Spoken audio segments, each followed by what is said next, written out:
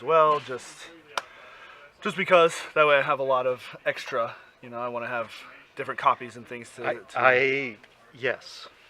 Yeah. I have to kind of basically solve this problem of getting usable screencasts and stuff for some of the stuff that I want to put in posts. Right. And man, I just keep messing it up. Yeah, I either mess it up or I'll sit down and I'll just be going, okay, it's time to sit down and do this.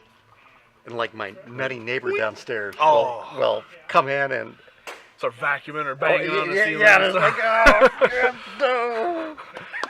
All right. It just it cracks me up how often that happens. Oh man, it's like he knows. It's like they know.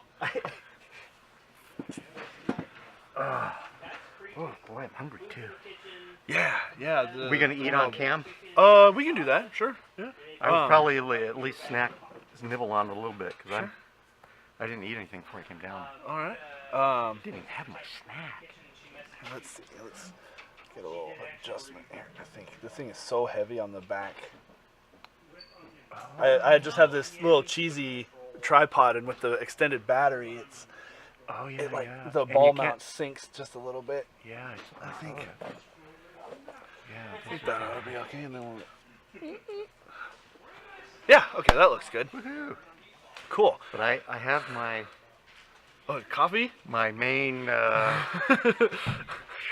And I probably overdid that a little bit too. I got like two. I just finished a cup myself. Espressos in there. Ooh, nice. Yeah. Okay, so let's get started, I suppose. Welcome. So to kind of give a bit of an intro, I haven't really decided on a title for this, but I would like to do this once a month. I think this would be good content. At least once a month. If you find that you have something more you'd like to talk about, we can always add to it. But yeah. I think because I remember you and Chris were doing a podcast and stuff, but that seemed to have fallen to the wayside. And I figure I have time and equipment and the interest. I love it. Yeah, I think this will be a good thing to do regularly, because it's so interesting. People love hearing you talk about it. You're enthusiastic, and it's something you're very knowledgeable in. I like hearing about it, and so yeah, I think this would be a good thing to just have a regular. Oh yeah, and it turned out.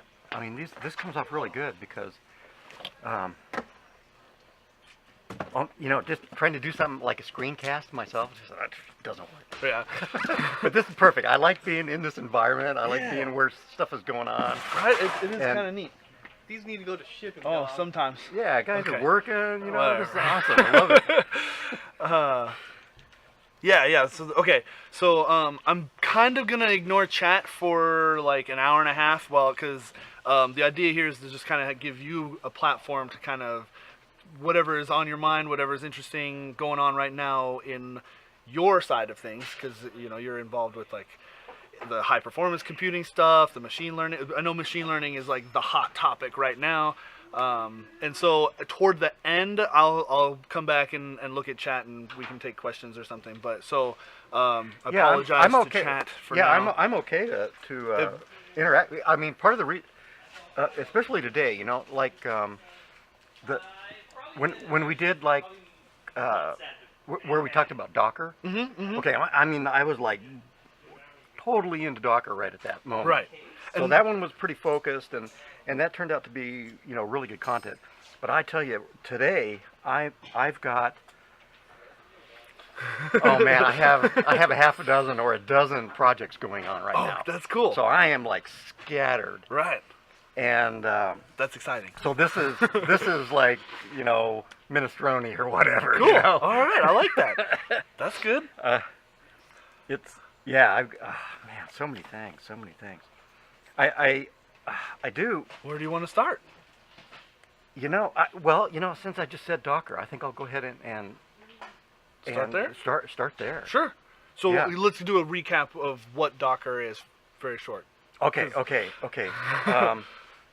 For those who may have missed the previous talk that we did months ago. Yeah, it's really kind of interesting. I did a series of blog posts quite a few of them. I think maybe like 6 of them or something Mm-hmm. on using like setting it all up and Docker on your everything. desktop. That's right. That's right. And that was really fun. It was really, really interesting. And if anybody wants some background on that, that's a pretty good place to go and look, because I kind of go from like I think why you might even care about it, and start. explaining what it is, all the way you to, can start there. you know, doing stuff with, on your desktop, and actually using Docker to run graphical applications on your desktop, which is like That's super out, big. it's out there. Yeah. I mean, it's not the really kind of intended use case for Docker. Right. But so that's good reference, and it's interesting because it's almost a year. It has, yeah. And part of the motivation that last time it was because I was, interacting with the guys at NVIDIA. Right. I Doing remember you went NVIDIA to Docker. GTC right after that. Yes, and we presented. We had Docker running, and we had basically the Docker on your workstation kind of setup going there, and it was remarkable, and partly because of our stream. Oh yeah. I mean, NVIDIA used it internally. And, That's really cool to hear. I mean, but it was good because, Docker was pretty mysterious still, especially anything like, man, on the desktop. It's like, what?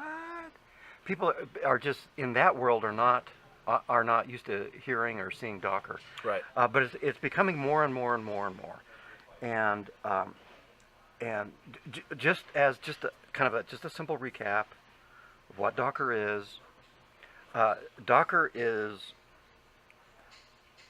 you can think of it as kind of sort of like virtual machine. Right. Only it's not a virtual machine.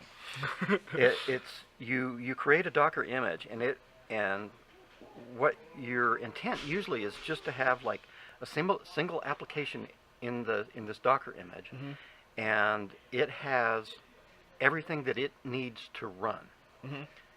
And this can be this stuff is Linux. It's very much Linux oriented. It works on Windows and on Mac OS too, but through actually a virtual machine. Okay, like a real one. A real, but I mean, it's okay because it's highly optimized and it works tremendously well. I remember the difference between a virtual machine and Docker is a virtual machine is basically the whole system, as far as like resources and like memory, all of that, separate from your main system. Yeah. It is literally like a whole other virtual computer. It's a computer inside of your virtual computer. Where Docker is more is like a wrapper for whatever application you're trying to run. Yes. Yeah, and Docker runs as a process. Right. On your host system. So it uses the kernel. It uses the main kernel of the host. So, but it just has everything in its own namespace. Right. So it's isolated from your host, which means that the base OS, if you will, that's in your Docker image can be completely different from what you're running. Right. Right. So, so the best analogy for difference between a Docker and a virtual machine was a virtual machine was like a house. Yeah. Right, where you have all of the services and everything there is all in the house. But Docker was like an apartment. Right. Where every Docker image is like an apartment, but the services and all that, the like electricity and plumbing and all that, is actually shared all through all of those different Docker images. All of those different Docker images. If you get that kind of vision in your head, boom, you pretty much got Docker. All right, that's cool. But and Docker is huge. The companies like Google run. When you fire up search on Google search, it fires off a Docker image. Oh yeah, that makes sense. It's a Docker image. It runs your search, and then it goes away. Oh. So they literally fire off billions a week. Wow, that's pretty cool. And that's in the in the heavyweight IT world and DevOps and all this stuff, Docker is really, really, really important because you have all these things going towards microservices, where you have something that just boom comes up and it just does one little function and then it goes away. Having that come up with Docker, because that Docker image, boom, it comes up like that. Right. It's just a process. Yeah, it's just like opening Word or Chrome or something. Yeah, only 10 times faster than that. Right. Okay. Yeah. But that's the idea. It just comes up as a process.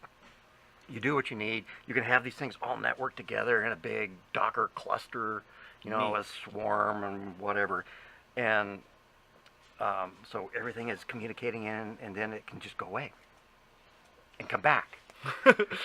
And so there's huge advantages over trying to do that same kind of thing in a virtual machine. Right. So it's huge. Now, one of the thing about doing Docker on a desktop is that it's like, okay, well, why would you do that? And there's a real good reason. Okay. And it has to do with application incompatibility.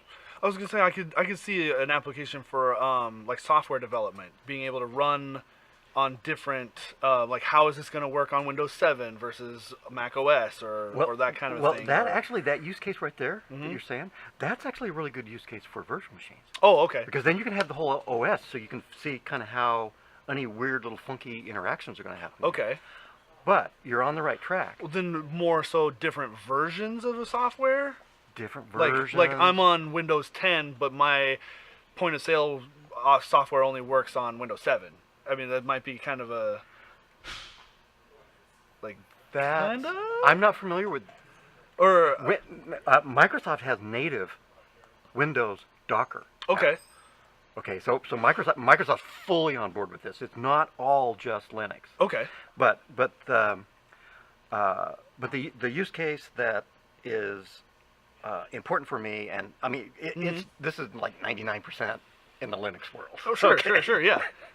But if you've got a Linux workstation, and this is your main platform, and say you're doing machine learning work, you're developing it, and it's like, okay, I want to set up TensorFlow. Okay, I want to try the new NVIDIA's Digit 6 or something, and I want to compare that against Digits 4, and I want to run, Cafe by itself, and I want to try to run Cafe 2. Now, you go to try to set up this software, just install it onto your machine. Yeah. It can be a freaking nightmare. Oh. Just as an example, the installation, NVIDIA Digits, that kind of platform, that a really cool web wrapper around a bunch of really useful tools for doing some machine learning, image classification, stuff like that. They've got a new version of it, okay, just released. It's running on Ubuntu 14.04. Okay. I mean, that's its base target, and there's a reason. It's because everything is well known. It's totally stable there. Now, on your own personal desktop, do you want to run 14.04? No way. Okay. No, I mean, that's I see. That's 2014. Yeah. So you're like you have installed the most up to date Ubuntu, but this one needs the older one. I actually even fired this stuff up. I'll get to this in a minute because I'm actually testing a new version of NVIDIA Docker. Oh. And it's really cool. It's really useful, and the guys are getting it nailed. Oh, okay? Right on. That's cool. They're doing a good job. I think it works better than they even know. Yeah. And I haven't given them feedback yet, but maybe they're watching. Yeah, that'd be neat. That would be really, really cool, actually. But this is the basic problem. Trying to get all this stuff working together, you get library conflicts, you have version conflicts, it just can be a nightmare. And it's a showstopper for a lot of people. Sure. I mean, people that don't have sysadmin experience. Oh yeah. Man, it's hopeless. Now, okay, see, that's where a guy like you comes in. Well, yeah, and I just made kind of there's a little bit of half a dozen of one and six of the other kind of thing here. Sure. Because you have to know a little bit about sysadmin in order to use Docker. Okay. So there's a learning curve there. Yeah. But it removes that full kind of stack trying to get multiple things working on your main system. Okay. And that's always been just a huge headache for system administrators. Sure. Especially if you're running like on a big cluster where you've got thousands of users and everybody has all the applications that they want to run, right. and you've got to somehow get all that stuff to work on one big clustered system. Oh, forget it. Okay. It's hard. That's why. Sure. Whenever you see a system administrator, you bow and okay, because it's mind-blowingly hard. Yeah, I imagine. But wow. And to think I wanted to be a sysadmin at one point. Hey, it's super, super, super satisfying. Yeah. That's the thing, because by the time you works. get stuff to work, it's like so satisfying. Right. It's so satisfying. I got sucked into doing admin work just kind of as a way to avoid working on my thesis when I was a graduate student. It's like, oh, okay, I want to set this up. Oh, okay, this is cool. Hey, yeah. It's like, okay. Nice. Graduate students come up with all kinds of novel ways to avoid working on their thesis. Sure. And that's how they become so talented, because all these little side things that they do. Nice.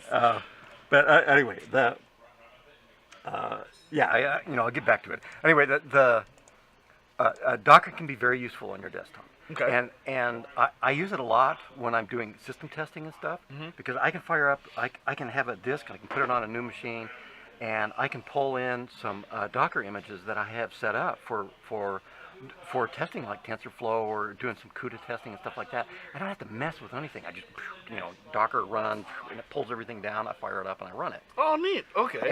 And I don't actually have to install that stuff onto the system.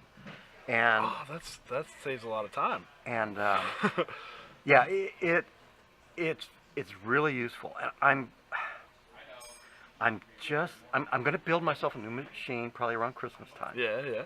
And I'm thinking that maybe I'll go ahead and eat my own dog food here and really commit to using Docker as my main method for running programming environments, that everything that I'm doing on my system. Oh, cool. Really kind of commit to like doing a full workflow with using Docker. Yeah. It has huge advantages. Mm-hmm. You could, because you can create your own custom Docker images that do just exactly what you want. And these things can be really tiny. Right. That whole microservices thing. Right. They can be huge too. Okay. There's no reason why you can't have a lot of stuff in a Docker image. And one thing nice about these images is you can pull them down and run them almost anywhere. You can run these in the cloud. Oh, that's handy. You can run these on different machines. You can run this on your laptop without having to go through all this mess. And I use lots of different machines. Right. So it's like, yeah, I think I'm going to kind of try to organize this stuff and make more of a commitment to getting a workflow that involves Docker. Neat. And if it wasn't for the NVIDIA Docker, in order to being able to use the GPU, right, I wouldn't even consider it. It would be like, yeah, it's pointless. Yeah, whatever. But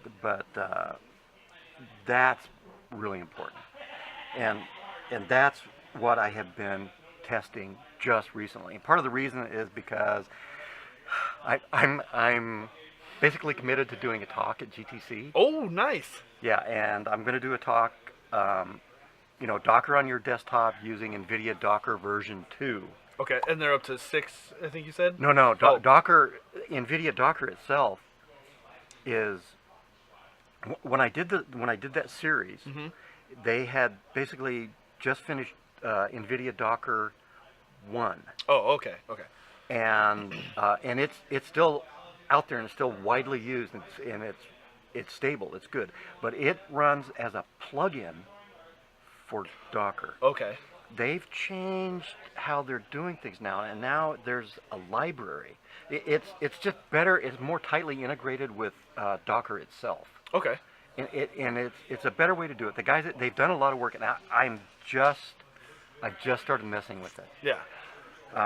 I messed with it enough to know that I could get away with sticking my neck out to Oh. probably doing a talk. Hey, cool. That's It's gotta like, be okay, does exciting, this though. even work? Yeah. Oh, God, phew, That's it cool. works. Okay, I'll go ahead and do it. But this is partly to support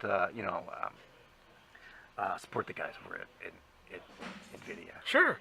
You know, I mean, because they're great and they're doing good work, and so this, and they want to get everybody. They want to they want to get everybody moved over to using the library and using Right. Docker 2. Okay. They even made a wrapper. Oh. They even made a wrapper so that you can make the calls the same way that you used to do with NVIDIA Docker. And it actually switches things around and plugs in the stuff into the Docker command that makes a call into the library instead. So Nice. it works seamlessly there. And I found one thing. I ran into one issue, and I'm sure it's something they never have not even considered looking at. It's Right. only because I want to do crazy stuff on the desktop, like OpenGL Right. applications in Docker. It's like, what? Are you serious? You know. So Well, you can't be the only one, though. Like, no. Yeah. That's the thing. It's very good. Going forward, stuff like this is it's a bigger deal. Yeah. So it's really important. But I did test it, and it was great. And I decided, like, okay, let's go bleeding edge here a little bit and see how well this works. Let me try something that is not supported. Oh. Okay, so Going off the map. Ubuntu 17.10 was just released here like a week or so ago. Okay. You know, the final release. It's actual release now. Yeah. Okay, 17.10 Ubuntu. This is the Ubuntu that's going to make a transition to the next long-term support Ubuntu. Okay. The 1804 will be another long-term support. Okay. And so they're making some changes. They're making transitions here. That will be kind of the new base platform in the Ubuntu world. Will be 1804. All right. So I was like, okay. You know, so I have a pretty up-to-date kernel and all this stuff. It's like, okay, this stuff is all tied really heavily into the Linux kernel. You know, namespaces and all this kind of stuff. It's all controlled in there. So I fired up Ubuntu 17.10. Yep. And I installed Docker, which is not officially supported on 17.10. Okay. It worked fine, installed fine. And then I installed the new code from the version 2 branch of NVIDIA Docker. I periodically go back and I look at the GitHub site, and I was going, oh, well, where's the new Docker stuff? And it's like, oh, for crying out loud! I just look at the the commits, the versions, and it's like, right. oh, there's version 2 under that menu. Hey. Okay, there's the code. Nice. Anyways, it's like, oh, for crying out loud, because I would have been testing it earlier for the guys, but I just let it kind of slide off my radar. Uh-huh. But anyway, so I pulled that, and it installed fine. I didn't have any cool. trouble. I didn't have any trouble setting it up. That's good. Okay. And so, you know, at first I did just some plain Docker tests. Right. Okay, cool. Docker itself is working fine on, you know, this bleeding edge Ubuntu here. No problem. The NVIDIA Docker, I got this stuff on there. It's like, okay, fire that. Boom, bingo, works. Awesome. Hey. No problems at all. No hiccups, nothing. Awesome. So it's looking good. I think it's,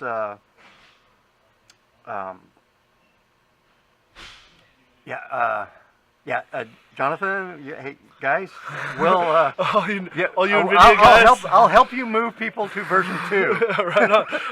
They want everybody to move on to version 2. Oh, all right. And Well, I imagine that's probably some stuff going on internally too. Sure. Because every project they do in NVIDIA, they create Docker images for it. Oh, neat. Yeah, because I mean that's their preferred method for end users to use their stuff. Okay. Is to pull it with Docker. Huh. You know, they still do packaging with, you know, deb files and you know, RPM, yum stuff. Okay. But they're really kind of trying to move more towards Docker as the main thing that they support for anything that they're working on, and it Cool. totally makes sense. It really makes sense in that world. Okay. So, so they want to move everybody on to version 2, and it's like, okay, it works fine. That's And great. I did everything in there. I set up all my crazy stuff with user namespaces so that I owned the Docker processes and all that. That stuff is in that series of posts, Which, and by it the pretty way- much all still just applies. I'm going to do another series like that Cool. here actually really soon because, I need to get myself prepped Yeah.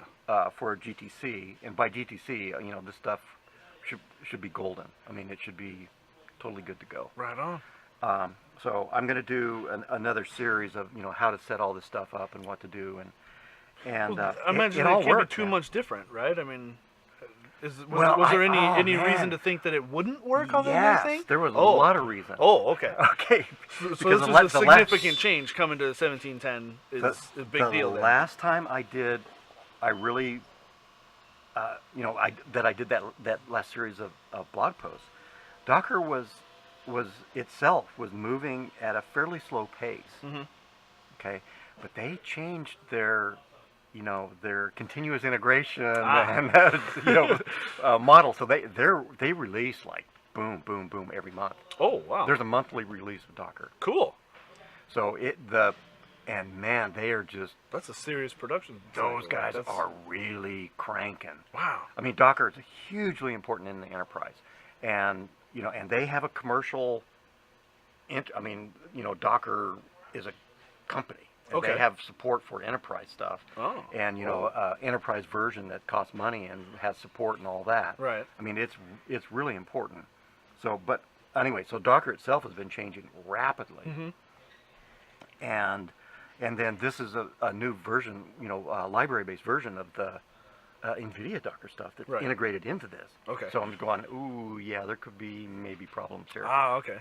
It went Oh, really that's, smooth. That's cool. Okay. Right Yeah, on. I was.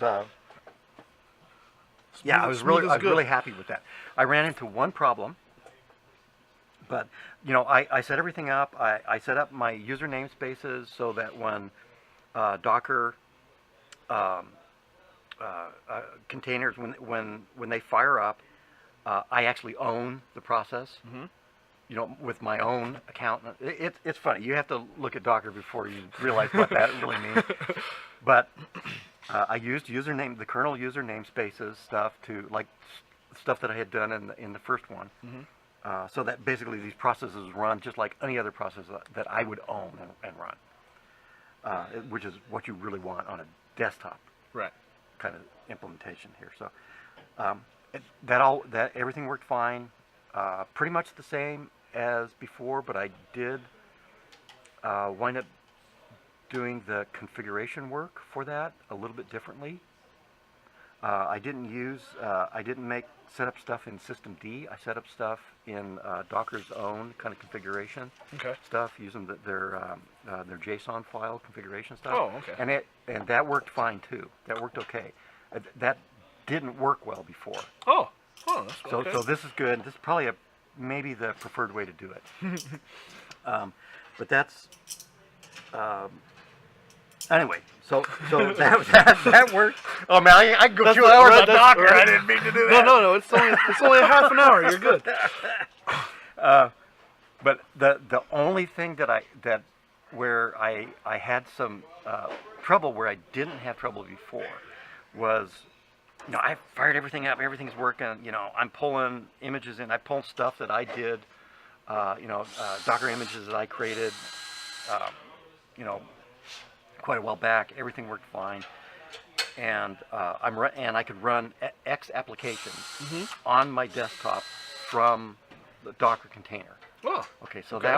that everything there worked like it should. I basically I bind the extra and I'm using Ubuntu Mate 1704. They're gonna and so I'm still using Okay. X window. But they're changing over to Wayland, Uh-oh. which is finally after like 20 years or Oh, 25 snap. years, X is going to finally be replaced. Wow. So we'll see what happens there. Oh, okay. Don't make changes. X will still be fully supported. Okay. But 1804 will probably in the Ubuntu. I'm using that kind of as a as the system default. Sure. Whatever. Because a lot of people are using Ubuntu now. I still really like Red Hat stuff, and CentOS is fantastic. But I do see a lot of Ubuntu on my work. That seems to be the big one. A lot of people are using Ubuntu, and it's good. I mean, and it's well supported now. It's super well supported. So, and I'm using it personally, where in the past I would have used CentOS. Hey, glad you like 2.0, by the way. We just released hand-optimized containers for machine learning on NVIDIA GPU Cloud Registry. You might want to check it out. I have been running on that. I feel like this might be someone in the know. Welcome. Yeah, he said we, so... Yeah. That's cool. I had tried it. I actually ran stuff yesterday. Oh, neat. On Amazon. So, and yes, and I used your Docker registry on Amazon. Hey, look at that. Yeah, Docker is really, really important. Oh yeah, it seems really cool. It's one of those things going forward. Especially if you're a developer, or especially if you're a system administrator, you have to know how to deal with Docker. Sure. But if you're doing any kind of development work, you're going to be using Docker. Science rules. But yeah, good. That's awesome. So that was the Docker stuff. Well, there was one glitch, and since you're listening, and this was not really a glitch. It was just, this is probably completely off the radar, because one of the things that was really cool that I was able to do before was the first code that I ever fire up when I do any kind of testing on NVIDIA GPUs is I fire up CUDA and I compile the end body code, which they say don't use this as a benchmark. Okay, well it has a little switch that says dash benchmark, and I can do it anyway. and it's the first thing it's really the first thing I run on a new GPU, because I want to see how it is relative to other stuff, whatever. So I fired it up, and it's a classic. It's a end body simulation. It's like think of like galaxy formation or something. Like that. All these, it's just Newtonian physics interactions. Fairly straightforward, but pretty easy math. It's but it's in comparison to other things. Right? Kind of. It's pretty sophisticated, really. Right. But it's a classic problem. I've seen some of the simulations. It looks like big explosions and things like that. Oh yeah, almost. It looks that's way, because they start kind of with a random state, and they have gravitational forces, and so they start with a state where they have everything accelerating. Like you might start from like a Big Bang kind of thing, right? Where you have all of the particles really clustered together really tightly, and then you give them radial velocities and acceleration. You just send everything out. They're really cool. So they're shooting out with a certain amount of force, right? But then they also have gravitational force. So this is the calculation here is the gravitational potential. Ah. So they have an attractive force based on their mass. So this stuff starts firing out, but then the gravity takes over, and these things start doing stuff. And you see all this really cool stuff like spiral galaxies kind of form. This stuff happens. They're really neat simulations to watch. It's really cool. It's really good. Cool. It's good physics. It's a fantastic demo, and it just performance is amazing on a GPU. Absolutely amazing. Right on. And it's teraflops of performance. It's insanely good. So I always like to do that when I fire stuff out. But anyway, so I went to compile the code, and okay, I get stuff going, but I couldn't do the. It has an OpenGL visualization. Okay. In it. Oh. And GL is problematic. It's always kind of annoying. Yeah. It's super good. 3D graphics API, whatever. it's good stuff. Super good. That's what I game on. Right. I play War Thunder on Linux, and Aha. it kills because Because OpenGL is better than DirectX. Right. But I've heard development for That might be OpenGL is a common. little more difficult in the video game. it can be. And aspect, but it's actually being replaced. yeah, What is the it's a little more complicated. I think. Like it seems like DirectX had made it a little easier, approachable. what's the new 3D thing? It starts with an S. I'm not sure myself. Whatever. Somebody out there will know. I'm sure. But it doesn't matter. Anyway, the thing is, I couldn't do it. Because of the Okay. OpenGL thing. Yeah. Yeah. Okay. Oh. I couldn't get any OpenGL stuff to work on my desktop through a Docker image. Now, that's not any kind of criticism because this is like woo out there. Right. That's definitely an edge case. It's not you're not supposed to be doing this. Yeah, kind of this thing. is an edge case. However, on a desktop, I want to be able to do everything. Right. So, and the only problem really was that, and I haven't given them feedback yet. But okay, maybe they're listening. I wound up having to set I had to bind OpenGL. I have the NVIDIA drivers installed on my host system, of course. Right. So I have their accelerated OpenGL stuff Mm-hmm. in the libraries on my host system, Right. on my system. So I wound up having to bind the library directories into the Docker image. Oh, okay. Okay, now I see did what not you have mean. to do You had that. to actually put it in there because it Yeah, couldn't yeah. talk outside of the package to the and get it from the host. Exactly. Okay. So okay. I had, it was trying to fire up, a software version of OpenGL. I was like, no. No, I want hardware acceleration here. Yeah. Okay, so, so I wound up having to bind the volume from my host into the place where it would be in the Docker image. Right. And so then I had OpenGL in there, but I still had problems with path in there. So I wound up actually just having to manually put it into LD library path. Okay. And now once I did that, then yeah, boom, fired it up and it ran. Okay. Okay, so that's one little thing. It's like, okay, maybe you guys want to, because You hear that, NVIDIA guys? yeah, I'll give you a little bit better feedback than this on that. But basically, it's just getting more of the host libraries. The host libraries mapped into default Sure. for NVIDIA Docker, just so that stuff is there in the images. There's some trade-offs to that because it's more, it makes things have a larger memory footprint and stuff like that. But still, yeah, it's kind of cool. Yeah. But I do have a good workaround for it, so it's not like it's a showstopper at all. That's good. Okay. It just means I have to add my Docker command is getting longer and longer for the things that I'm binding into just the copy Docker, paste, right? into the It'll be okay. Docker container. So Right on. into the image, but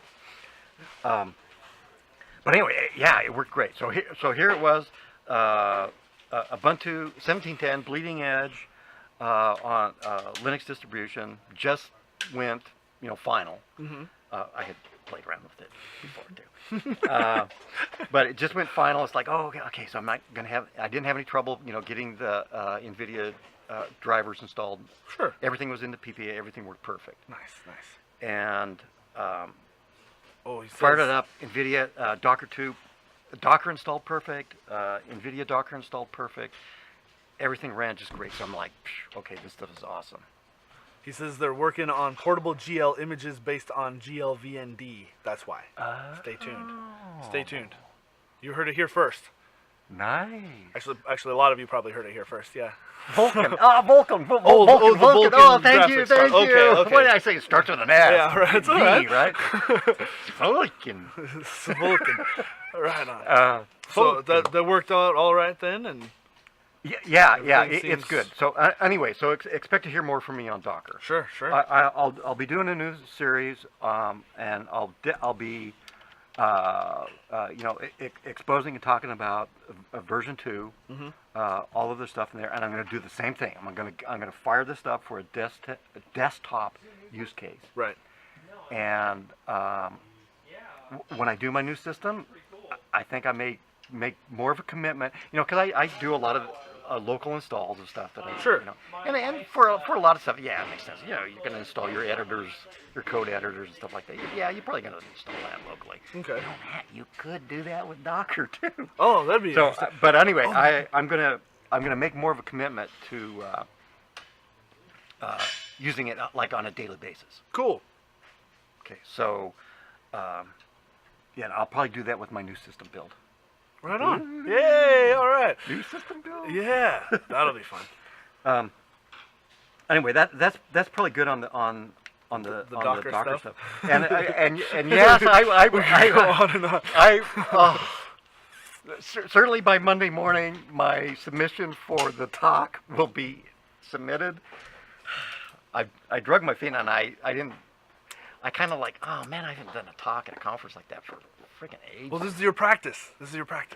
Oh yeah, I will definitely practice before I go. I'll have lots of opportunities. You got about 60 people watching right now. Okay, so. and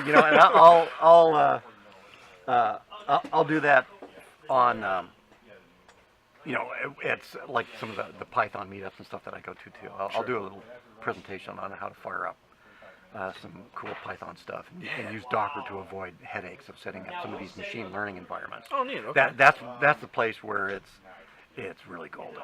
Yeah. Yeah, because a lot of the machine learning code is a lot of it is like research code. Okay. Which means it can be difficult to actually get stuff running and set up and stuff. And, yeah, anybody that's tried things will know what I'm talking about. So Docker is really excellent for that.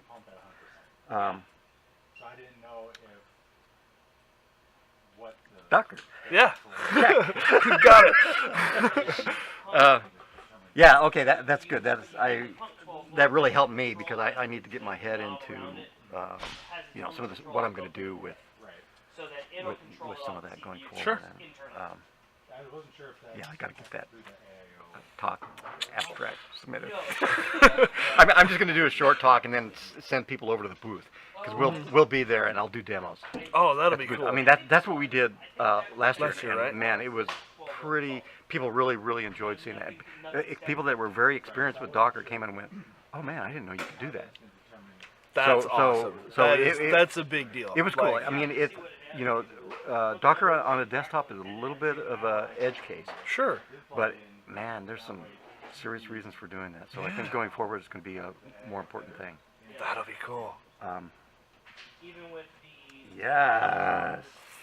Woo, that's one thing that I'm working on. Yeah. That's always cool. Man. Actually, I just grabbed some yellow pads and it's like, oh, what am I doing here? Since I'm on that, and actually it was mentioned, I did.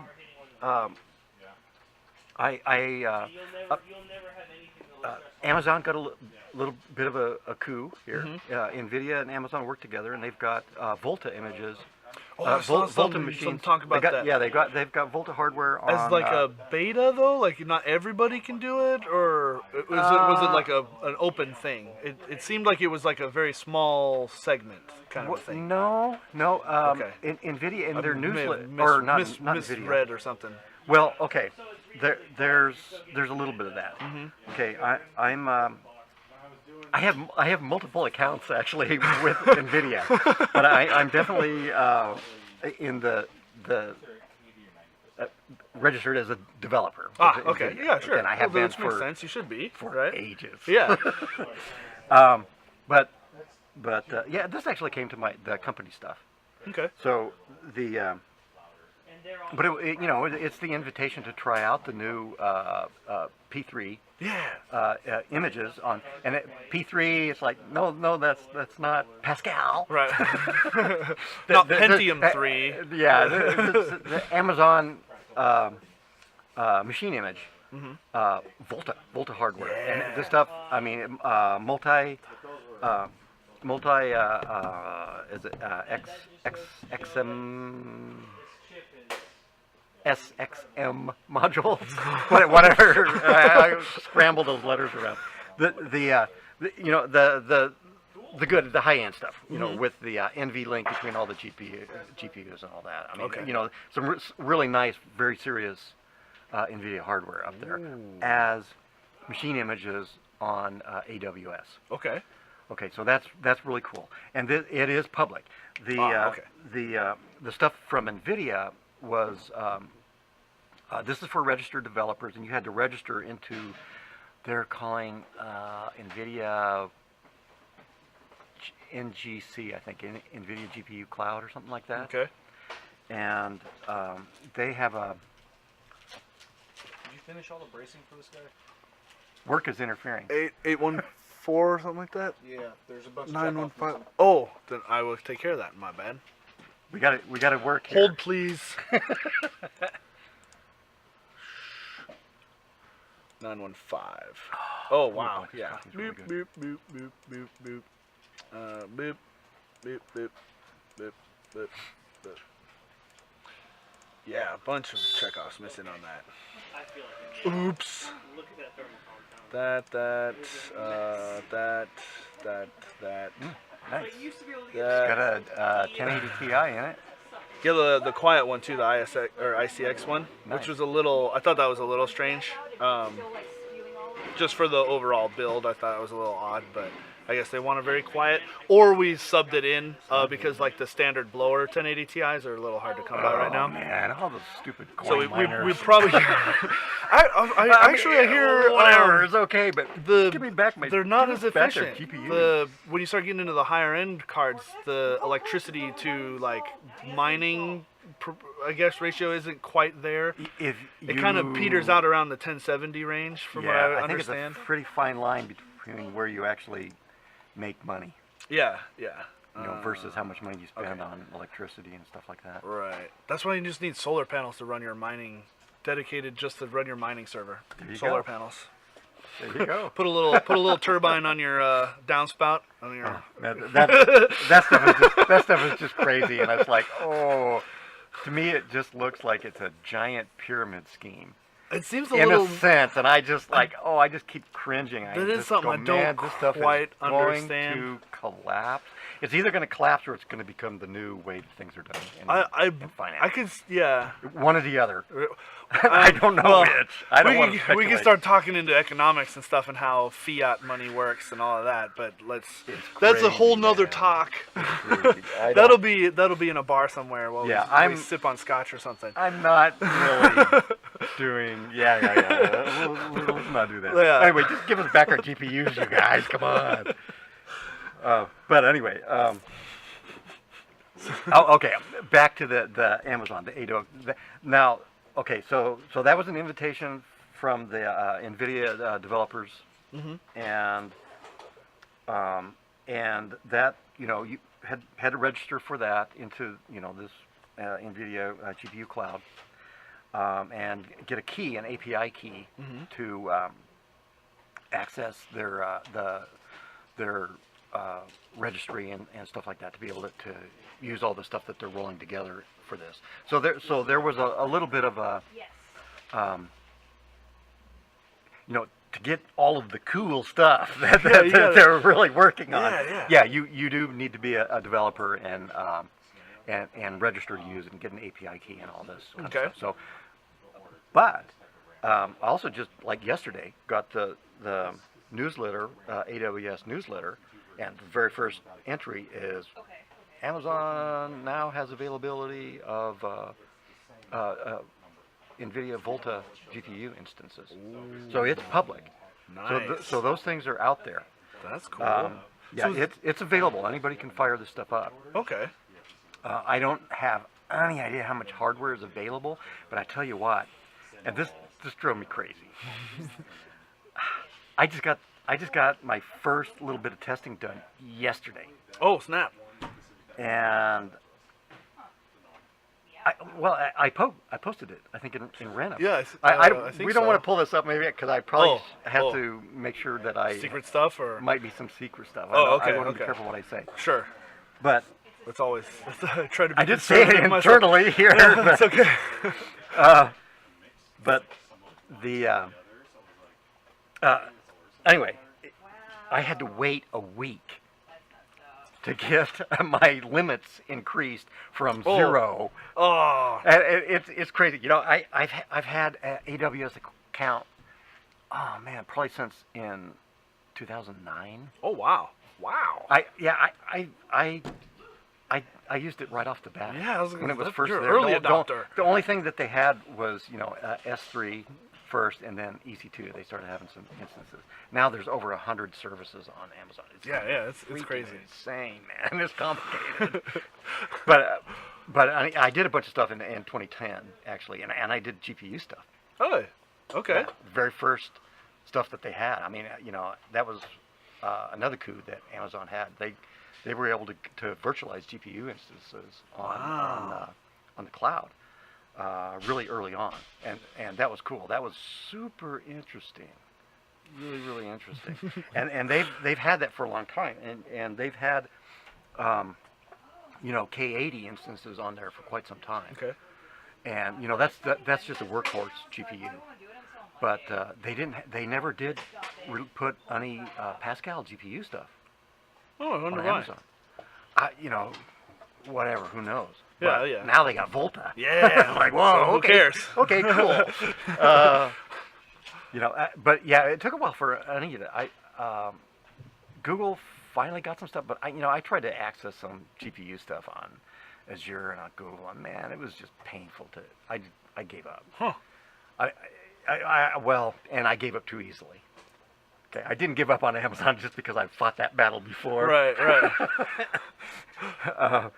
But yeah, it took a week to get an increase on my limit. It took a week to Don't get they know approval who you to are? run. Like. It doesn't matter. It's not like I'm a big heavy user on because I've only used it sporadically a few times over the years. Okay. And it was actually kind of funny because I hadn't used it for a while, and they changed stuff, and they actually had new stuff in the count setup that you would sign up if you were making a new account, and it was like the support levels stuff. It's like, I signed in, and it's like, what are they asking me to say? And I haven't done this, and it's like, oh, okay, well, click that box. Now Yes. it said, congratulations, you're a new user, and here's your Oh no. here's your free tier. It's like, Oh, oh, cool, all right. because I'm totally not eligible for it because I've had an account for ages. But yeah, it was funny. But oh man, so much stuff has been added into Amazon, and I've been looking at what everything is, and looking at it from a sysadmin point of view and Okay. stuff like that. And pretty impressive. But man, there's a barrier to entry there. Oh yeah, imagine. Yeah, it's This isn't something that just anybody can just jump right into. yeah. If system administrators or experienced developers, yeah, they can fire in onto the cloud and figure it out in in a weekend and be firing stuff up and be productive. Okay. But for novice users and stuff like oh well, I'm going to do this. They're going to be in for a surprise. What's the use case for this sort of thing?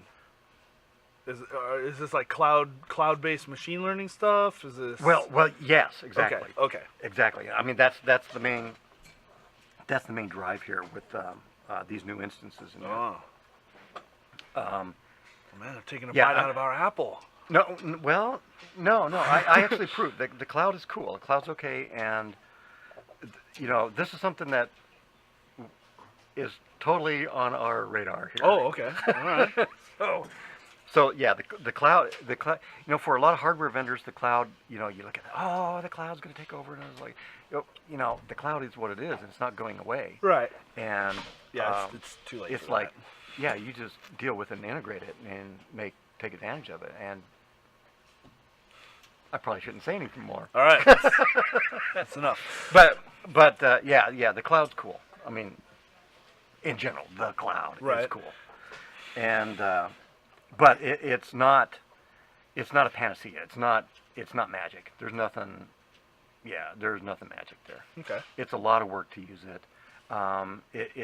It's still difficult for individuals, but it's very compelling. But it's the kind of thing like, okay, if you need to run some one-off stuff, it's like, oh man, yeah, okay, I need to run this job and I don't have resources to do it. Oh man, it's awesome to be able to just fire up what you need, fire it up, run it, pay for your usage, and shut it down. Oh, okay. Very, very, very useful. Now, if you're doing serious work and you're running something 24/7, right, and you're doing like GPU compute, man, you're going to pay through the nose. And that's where you and want yeah, like a workstation or and something, just or because server of at home. the usage barrier and stuff like that, yeah, it totally makes sense to get your own hardware. Okay. And that's why we have so much stuff going out of here. Right. For all the people doing machine learning, all the big companies. We do big jobs, whereas like the AWS thing is more for like kind of one-offs or it's smaller. Well, you can do your whole business, your whole company on AWS. I mean, you can do the whole shebang there. Wow. And people do. Well, sure. But man, you're doing this machine learning stuff. This is your data. This is your company's jewels, right? Right. And the AWS is really secure, and there's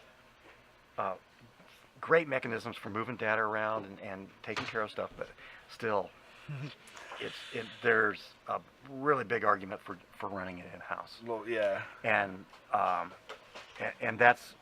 for the stakes involved for a lot of the machine learning stuff, it's like, who cares? Buy the hardware. Right.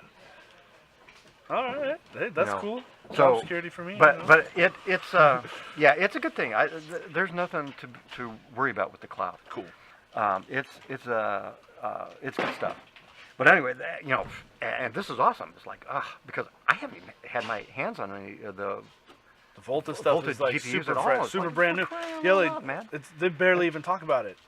Like it's coming, but that's about it. Yeah, it's there, and the Tesla stuff is out, and I mean it's in production. I think that was like the most recent Volta release was the GP100, GP1000. No. something like that. I know it was a Tesla card. It was the Teslas are the V. first. Oh, V. Okay, yeah, there's okay. V100. This stuff is out. This stuff is, we can get it and all that, but it's all on the Tesla side, and we do a lot of GeForce stuff here. Right. Which NVIDIA scolds us a little bit for that. Hey, because you're not supposed to use GeForce for compute. Well, they should watch some of their own webinars because well, that's marketing versus engineers. If you're putting these nodes on AWS, you're putting thousands and thousands of these other. Yeah. You want to use Tesla. I mean, if you're doing a data center stuff, you're doing a bunch of stuff. It's like right. Yeah, there's a really strong argument. No, I'm serious, and I've said this for years. Right. But if you're a researcher or whatever, you're working in house. Yeah, you can use GeForce. If you got some staff on there that can pull one out and throw it away every now and then if you burn one up. Right. New GeForce cards are fantastically good. They don't fail very often. I burned up lots of GPUs. Okay. And I did consulting and I did these things for people, and it's like said, okay, get an extra one. Just because you'll fry it. But since the 900 series, they've been so good. Yeah, they're so good, and it's the real world. Right. And the performance is fantastic for a lot of workloads that people want to use. So, it's the real world. You can't deny what people want to do and what people know that they should do. It works. You can't so just why say, not? don't do that. Yeah. Like, well, what do you mean don't do that? Right. Anyway, but, okay, the Volta stuff is really cool, and Volta is all on Tesla right now. Right. Okay, so that is an interesting processor. I fired up and I ran my first jobs on it, and I did some stuff. Oh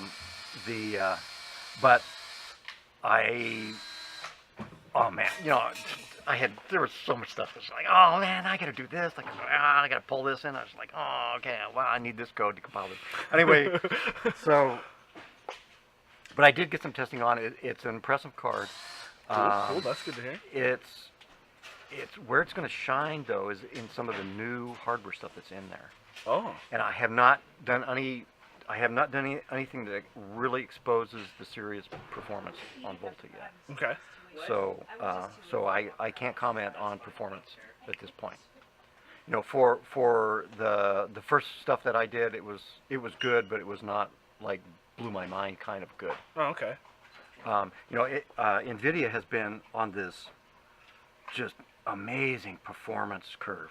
Oh yeah. You know, I mean, these things have been like doubling every generation. Oh, oh my god. The article you had comparing the different generations of the Titans? That's insane. Oh, I know, it's insane. Yeah. Yeah, they're just killing. That's you know, amazing. NVIDIA is just they're just killing. I mean, that's compute. Supercomputing is GPU.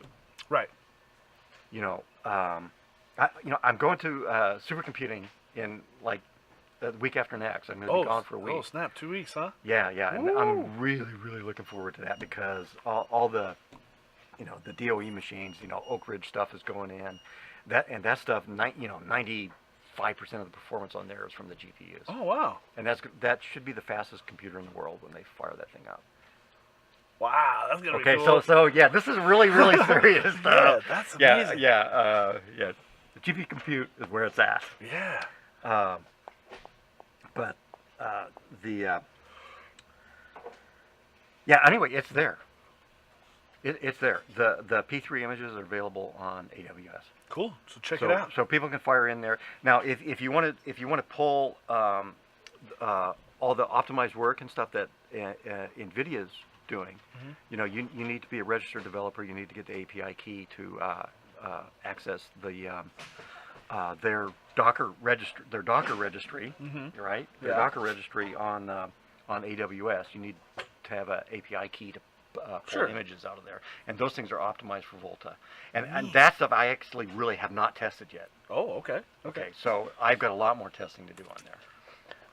I wound up just firing up some of my own images and fired up some of my own code stuff, and just did some simple testing. But yeah, it's there and it's public. That'll be neat. That's good to see. You may have to wait a little bit to get approval. Yeah, right. You know, it's that's partly because I'm not very active on there. Okay. But you know, you have your resource limits. Yeah. And I pulled this up. I fired all this up. I'm going, oh yeah, cool. This was a week ago, man. And I'm going, let me fire this. I was going, yeah, you know, I got the thing from NVIDIA and I got the API key and I was going, yeah, okay, let's fire up Amazon. Let's fire up this EC2 instance. No. It's like, no. No. What do you mean? No resource, no limit. Oh, come on. So I go into the support thing. I send off the request for the limit. You know, a couple days. New platform, it's like, who dis? you know, now Monday rolls around. I'm going, where's my stupid machine? Where's my stuff, man? And so I'm firing off more stuff into support, and they're going, oh, well, yeah. And then it's like, oh, congratulations, you know, we got your thing. It's like, oh, still not there. It's like, oh, yeah, we messed up because these guys didn't do this. And finally, a week, I got it. But it was funny. Yeah, I looked at my resource limits and stuff, and every CPU nearly all of the CPU instances I have, you know, like multiple, like, you know, up to 20 node limits and stuff like that, whatever, you know, but all of the GPU stuff, all of it was 0. Oh. and pretty much the only thing I've ever run on Amazon is GPU stuff. So it's like, well, come on. Wow. But anyway, that's cool. It's going anyway. I got it. It's there. It's for real, and it works. Nice. And NVIDIA has some optimized Docker images for some good stuff. You know, TensorFlow, where they've done some optimizations. Okay. Oh, okay. That stuff I have not tested yet, and that should be really interesting. Looking forward to that. Yeah. Interesting hardware in Volta. You know, they've got. Yeah. I didn't even. You know, I haven't dug into it all that deep, but there's some interesting stuff in the design of this GPU. Right on. I don't know how much of that stuff will actually carry over into the commercial, right? Into the GeForce Volta. Sure. Because it's pretty specific for compute. Interesting. So the next, I have no idea what NVIDIA's doing. Right. I'm looking forward to Just kind of seeing what the next GeForce cards. Yeah, I'm that'll totally be looking neat. forward to it. But Volta is pretty different. So this one could be different than what we've seen in the past for the next iteration of the GPUs. Okay, cool. So I don't Another leap forward, huh? Yeah, I don't know what things are going to be like on the GeForce side. That'll I have be a neat, feeling. though. I have a feeling though that they might diverge a little bit. Okay. I think the Tesla stuff and the GeForce stuff. I'm totally speculating here. Totally, I have no information. I'm pulling this out of wherever. Sure. But I could see this stuff kind of diverging a little bit. Huh. Because Just I'm like becoming a little more way specialized. yeah, for... way too premature. Okay. Because huh. Volta has a lot of stuff in it that's highly useful for compute, and specifically some stuff in there that could just really be good for machine learning, especially stuff on the inference side. Mm-hmm. This is where you have your trained models, and you need to use those models. Right. They have some stuff in there that performance should be freaking amazing. Neat. Oh, that'll be looking cool. So next month maybe we might have something interesting to talk about. After you play around with it. No, All right. no doubt. I'll probably have real benchmarks by then, and probably have some articles up. Oh, that'll be fun. I have to look at when disclosure stuff and things like that. Oh, right. Because, No secret like, stuff. Yeah, I've got to respect their work. Of course.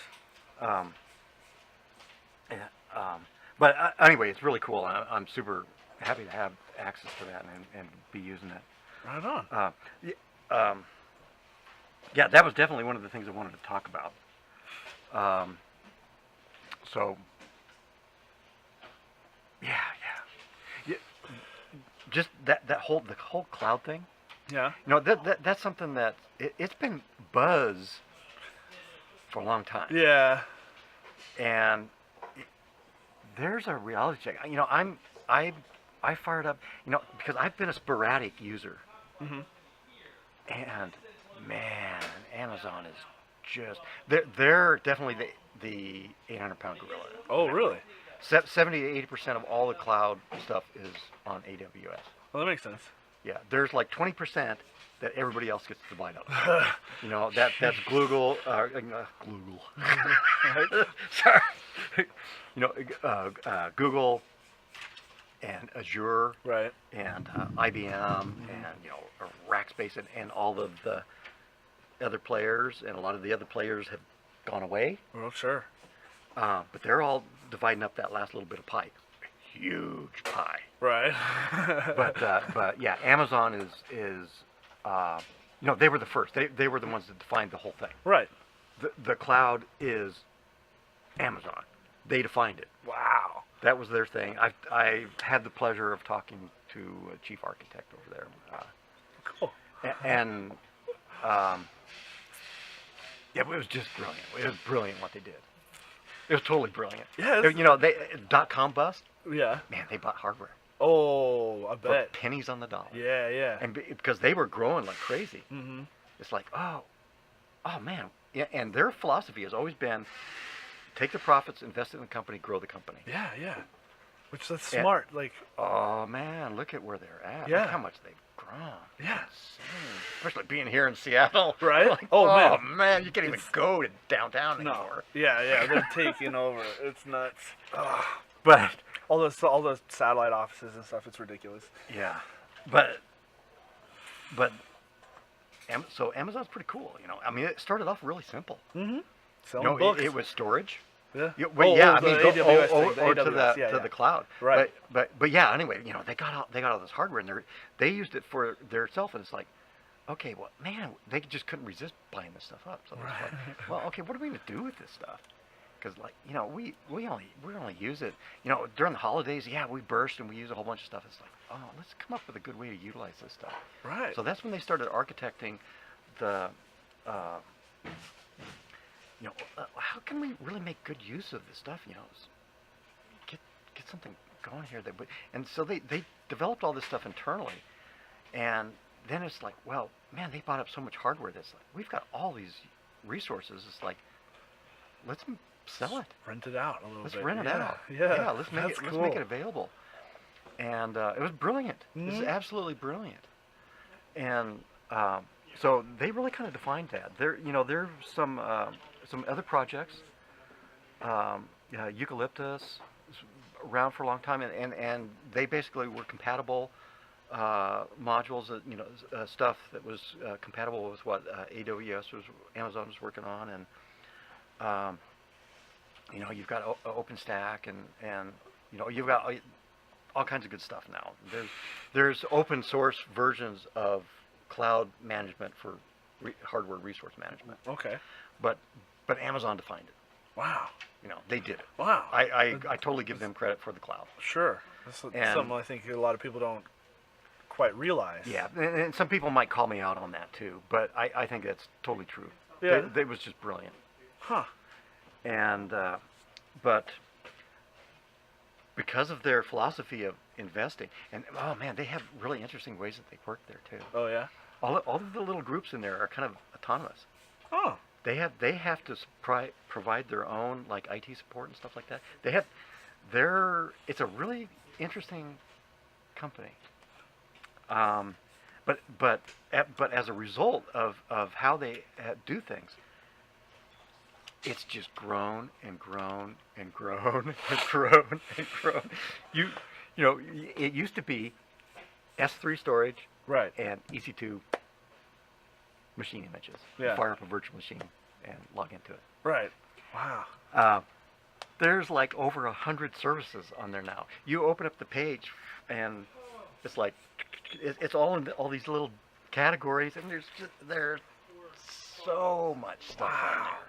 That's cool. Yeah, I did. And but no idea. that's good and bad Okay. because it's overwhelming. It's absolutely overwhelming. And for novice users, there's a pretty big learning curve. Okay. But where it's really, really, really strong is like us. We've moved a lot of our stuff off into the cloud. We moved a lot of our stuff over to Google. Yeah. And it's fantastically good. It works. works. It works great for us. And it takes a lot of the support part of it off too. Like we don't have to. Well, like when we hosted the webpage here, it just totally makes sense. Yeah. Or I remember when after Linus posted that video, our webpage, our webpage got all kinds of crazy traffic, and John was able to just dynamically allocate more resources so that the page wouldn't go down. And that stuff whole like that. elastic thing, growing stuff. That was Amazon that kind of that's so laid cool. the foundation for that idea. That blew my mind to see that all you had to do was just like, okay, whoop, and now we have 36 cores now are dedicated to our server and this and that. I was like, that was really cool. Yeah. So wow.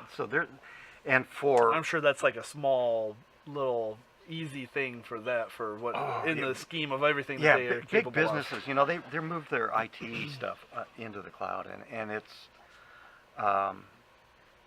it totally makes sense. But this is for business logic, and now there's a microservice.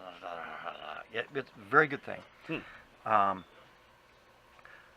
There's so many good arguments though for just buying a machine. Sure. I've been testing some new hardware. Okay. And like the Coffee Lake stuff and whatnot, I haven't done. I'm gonna do a comparison here. I've been testing the Skylake X and W stuff. That's basically like single socket kind of consumerish. Sure. Pearly, right? It's the Xeon stuff. Okay, we're not in NDA territory. No. Okay. No. That all of the Intel stuff is out there, but okay. We're selling these boxes. Okay, I wasn't. Freaking fantastic. It gets really confusing for me, the different model names and stuff. I'm like not sure what falls under what code name and this and that. Like it. So this has been the worst year I can ever remember ever, and I've been at the stuff since day one. Right. This is the worst year I've ever seen, especially for Intel. they've had so many announcements and releases. And Yeah, stuff. I'm It's not like, sure what the what's heck have you Pearly even versus got? Skylake X versus Oh yeah, this and on the that. consumer side, it's it's been, just insane. I just make sure the model number matches what they give me. Yeah, it's really a mess. And I don't know what they were thinking. But anyway, some of the hardware is really, really, really good. Right on. I posted that thing where I looked at, I just did a quick compute, Linpack on Skylake X, because Right. nobody had published these numbers. Like, for crying that's out what loud, we're here man, this for. thing has AVX 512 in it. Yeah. That's the vector unit on Intel, and that 512, the AVX 512. There's a whole bunch of different little kind of segment parts of that. Okay. But the main thing, I mean, it doubles the vector width on for the CPU cores, and for compute, if you've got code that vectorizes, man, you get a huge performance increase. Oh, cool. Huge. And Skylake X has got that in it. Nice. That the AVX 512 is what gave the Xeon Phi its performance. Ah, okay. Okay. But now you've got a CPU that runs at 4.3 gigahertz, and it's got AVX 512 in it. Unbelievable. I tested that 18 core Core i9, Skylake X Core i9, 18 core. Right. Insane processor. It's like, this is a core processor? This is an enthusiast? It's like, yeah, you're going to be really enthusiastic. Right. That thing is phenomenal. Wow.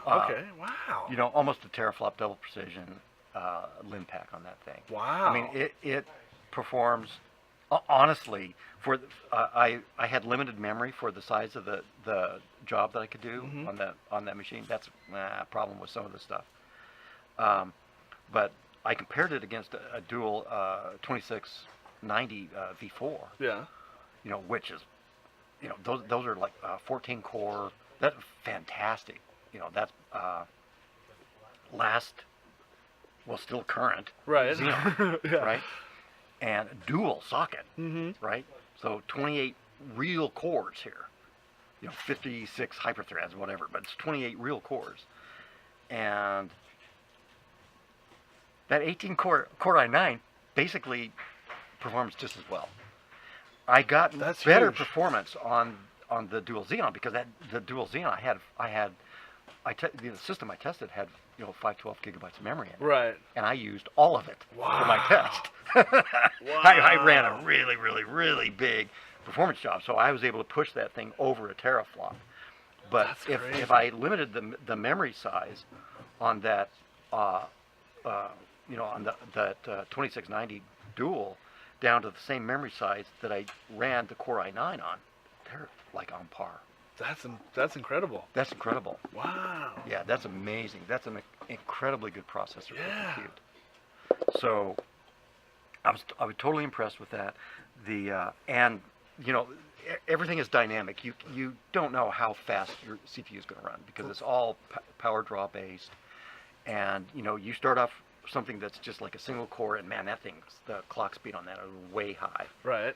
You go out to more cores, and the clock starts coming down because based on the amount of power usage that the power draw on the CPU. Right. So you wind up hitting what eventually becomes the all-core turbo. Right. You have the max turbo on one core, one or maybe even two, and then it just progressively starts clocking down. Right. As you get all the way out. But all of those clocks were high. and yeah, by the time I was out to full 18 cores, I mean the thing was nearly a teraflop, double precision Linpack on a single socket consumer processor, whatever. That's neat. Consumer, right? Yeah, yeah. Unbelievable. That for me, I'm a XE? scientist, right? It's like that's what I care about. That blew my mind. Absolutely blew my mind. The 10 core, which is the small Core i9, right? Same kind of thing. Well over 600, close to 700 gigaflops double precision. That's amazing. And holy cow. yeah, and Oh man, yeah, on that 18 core.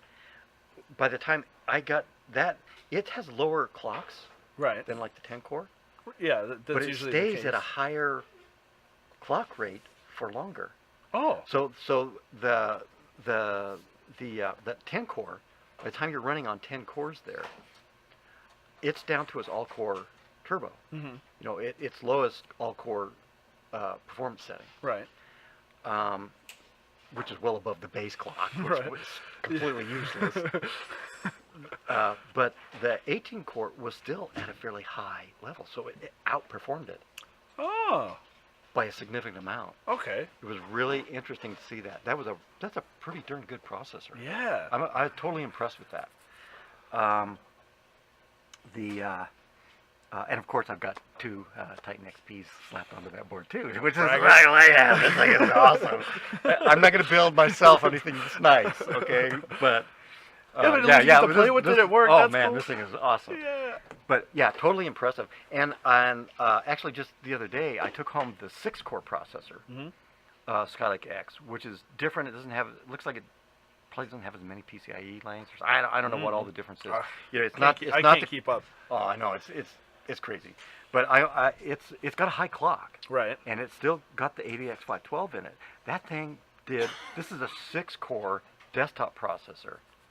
Okay, and I'm sure it's like really reasonably priced. I don't even know what it is. Right. I have no idea. But I mean, it's just a standard Yeah. The Skylake X entry 6-core, level right? one, right. Yeah. That thing did 500. It did a half a teraflop. It did 500 gigaflops on Linpack. Wow. I was like, are you kidding me? This little 6-core processor did that? That's I was totally blown away. wow. I was totally blown away.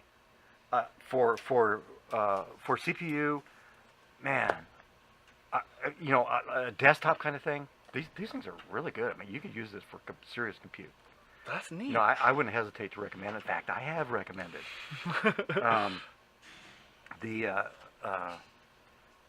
Yeah, that was cool. But one thing I really want to do is I want to compare that against Coffee Lake. Oh, sure. The Yeah, that Coffee makes Lake sense. 6-core, because that Coffee Lake looks pretty impressive looking processor, and it's got a really high clock, but it's AVX. It's AVX2. Okay. It's not AVX 512. Hmm. So it has half the vector unit. Yeah. It's more like the Coffee Lake is more like Haswell. Okay. You know, in fact, basically it is. I mean, as far as I can see, it's just the evolution of that. The Skylake X, yeah, Skylake X kind of is too, but it's more like the new Xeon core in there. Yeah, It's got the good stuff in there. Yeah, the good stuff. Ah. So I'm really Cool. curious. I'm really curious to now. I'm going to benchmark the highest optimized code there is for Right. an Intel CPU. Well, yeah, that's which makes sense. that's the Linpack benchmark optimized by Intel Okay. using their math kernel library, the MKL library, which is super good. That's about as good much performance as you'll get out of a CPU. Okay. Intel CPU. Wow. So I will definitely, I'm going to run these things together with that and see what actually really we get for optimized compute on these two architectures. Right on. I suspect that the AVX 512 is going to trump the higher clock. Okay. Yeah, that'll be interesting to I see. don't know yet, but I will do that. Oh man, I got so much going on. It may not happen for a couple of weeks because of supercomputing. That's okay. Our But, next talk is next month, so. Hey, there you go. Man. But that'll be really. I have a feeling that for a lot of like real world applications, Coffee Lake will probably win out. Okay. Just as far as just a modest desktop kind Sure. of setup, and just based on its higher clock. And, stuff is not really, in general, programs are not highly optimized for compute. They're not vectorized well, and they don't have really good parallel scaling and stuff like that. Okay. But for stuff that's really high performance, where you're making calls into MKL Yeah. to get your compute performance, yeah. So, anyway, totally impressed. So, have you played with the Threadripper or anything yet? In that space? No, I have not. Is that something you're curious about, or is it kind of eh? No, do you no, think? no. I'm super curious. Okay. Because, I mean, okay, AMD's formidable. And Intel's had all of the glory here. Right. For what, a decade at least? But I tell you what, AMD defined all this stuff. They were the first ones to do 64-bit. Right. Okay, Back you in the look day. at you look at stuff, and it's classified, for the 64-bit versions of software and stuff like that. It's AMD 64. Right. Intel has tried to kind of, and they're trying to use Intel 64, right? But it was AMD 64 because they defined it, and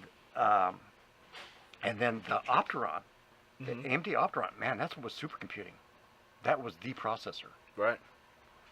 That was really, really. I remember really that good was stuff. the word for instead of Xeon. Before Xeon came out, everybody was doing, or in my recollection at least, like in server space and stuff, that seemed to be the name that was tossed around a lot was Opteron. Yeah, it was Opteron. They dominated in supercomputing for a while. Now, Intel was going like, whoa. Okay, and they eventually they got their act together and did the right thing and made great processors like Right. they should be doing, right? And so they've dominated. Right. Intel has dominated and fantastically good processors.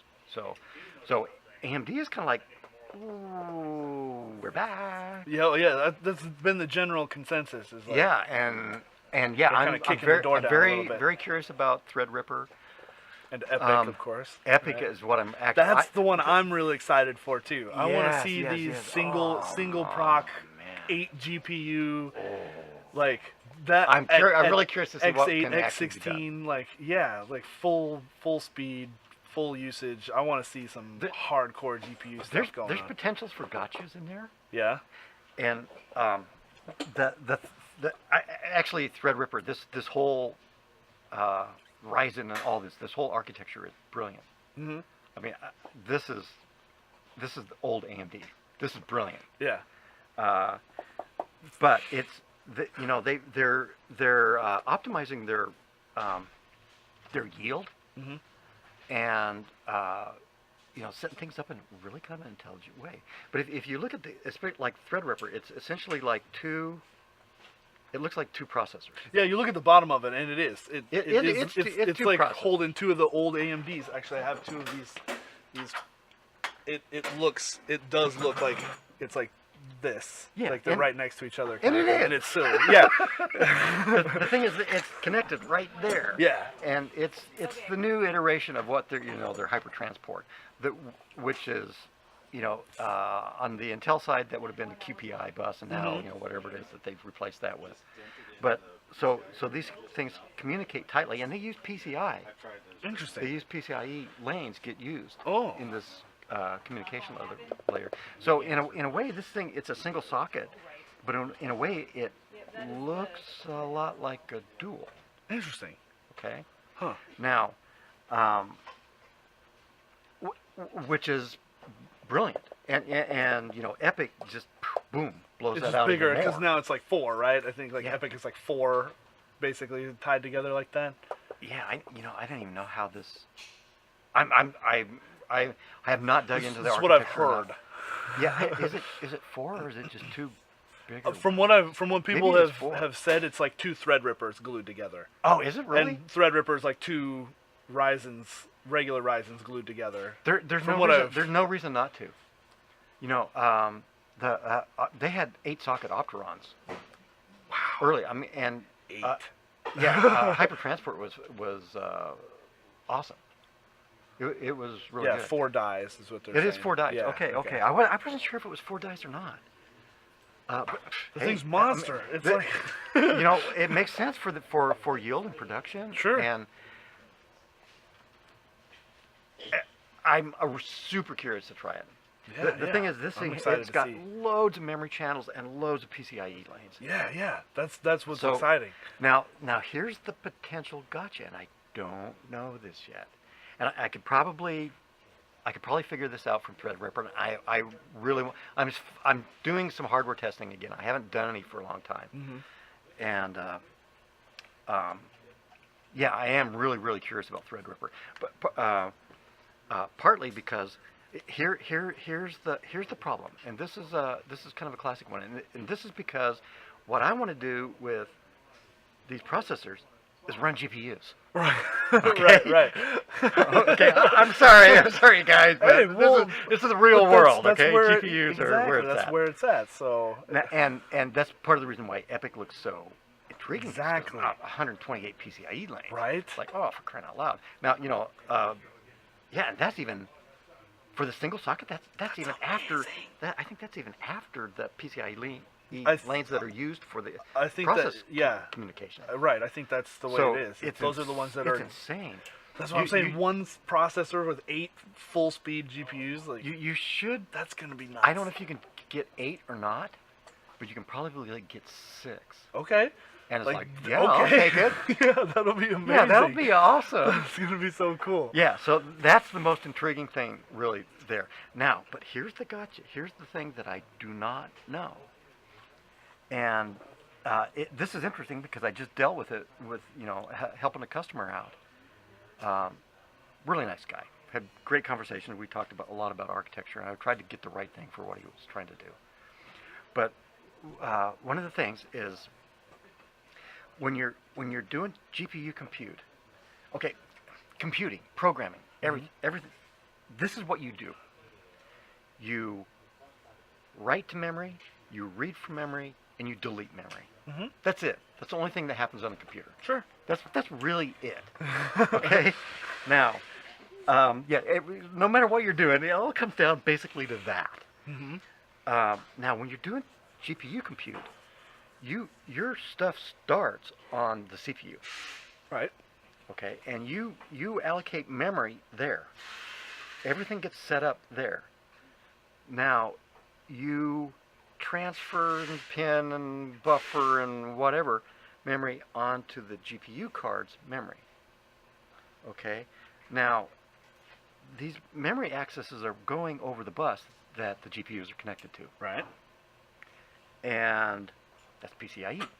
Mm-hmm. As far as how it communicates with the CPU, it's PCIe. Even if you have NVLink. Right.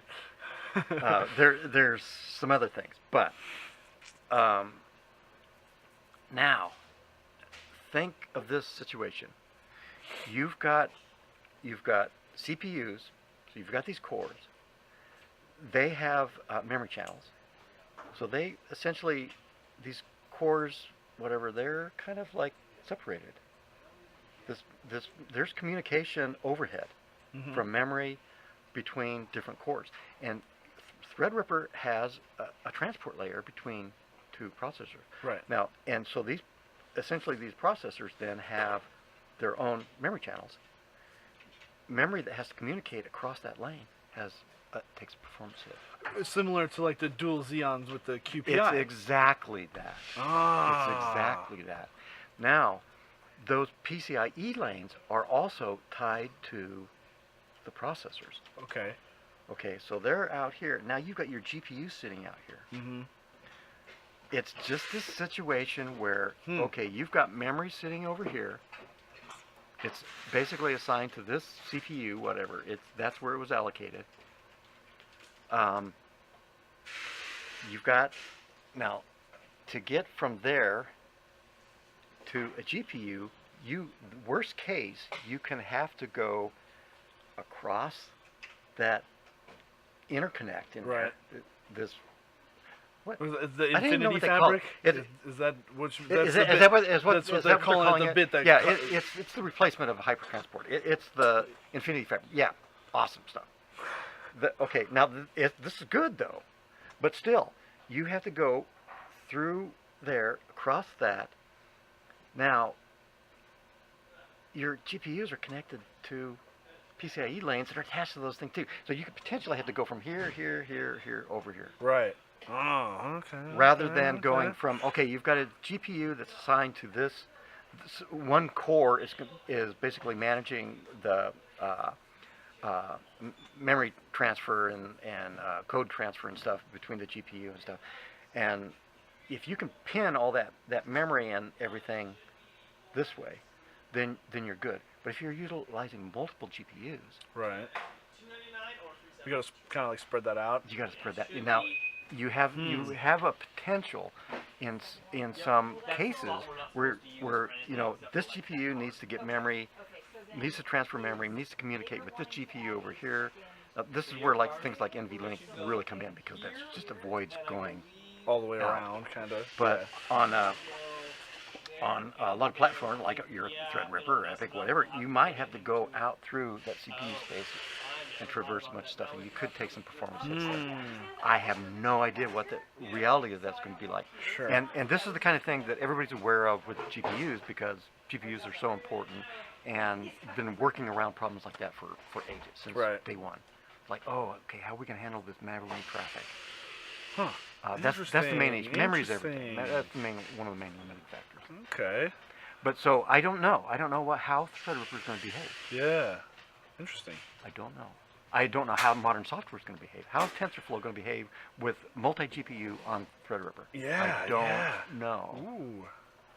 Well, I will find out, and I will tell you when next month. Then, I will tell you when I find out. I'll tell you. This has been very. I think this has been a very good pilot episode. We got a lot of stuff to rehash next. I told you I didn't even know what to talk about. Okay, of course I can talk about for hours about anything. Yeah. No, that's great. Let's see. What about SLI Crossfire? What about SLI Crossfire? Is it a hardware problem or software? It's literally for video games only. Yeah, nothing. I have to field that. I have to field that question all the time when I deal with quad GPU setups. I know. SLI does not apply in this. That stuff, I don't even really know what it does. To tell you I have no idea because myself. I don't know. I don't care because it makes no difference sense for compute. Yeah. That's not. Your question is good, and because that's really a point of confusion. It's definitely a point of confusion. Yeah. When for compute, it's all that has nothing to do with it. Yeah. For compute, it doesn't matter. That's basically because the imaging part of the GPUs, the stuff that handles your display and stuff like that, when you're doing compute, who cares? Right, because you're not actually displaying anything. Yeah, and this is the thing, and this is another point of confusion, and people don't want to do GPU compute. A lot of times they think, I'm going to run my desktop on this, so I've got a desktop display. It's like, ooh, I'm going to be using up some of my GPU for my graphical interface here for my desktop. Yeah. I've got my browsers open and all this stuff, and I want to do GPU compute too. Has almost no impact. Huh. The performance. I do benchmarks on systems that are running a desktop, with browsers open and all kinds of stuff going on. And I've got multiple GPUs. I test on multiple GPUs to see what performance is. I target the one that I'm using for my display versus one that's really just going to be doing just pure compute. Right. The performance difference is generally less than 5%. Huh. And actually probably a lot less than 5%. So it doesn't. If you're running really intense, like games and stuff like that, man, you are using that GPU. Right. You are cranking on that GPU. But for things like a desktop and browsers and stuff like that, it's nothing. GPU doesn't even whatever. I'll do some compute, no problem. John's asking, have you played War Thunder during your TensorFlow job? No. That would be interesting. I think it would probably not work. Yeah. It's because it's going to be using up all the memory. Here's a good question. It's going to come down to the memory. It's going to use up all the memory. If I wanted to get my feet wet and play with compute, can my 1070 do anything, and what programs would I use? Oh my God, your 1070 is fantastic.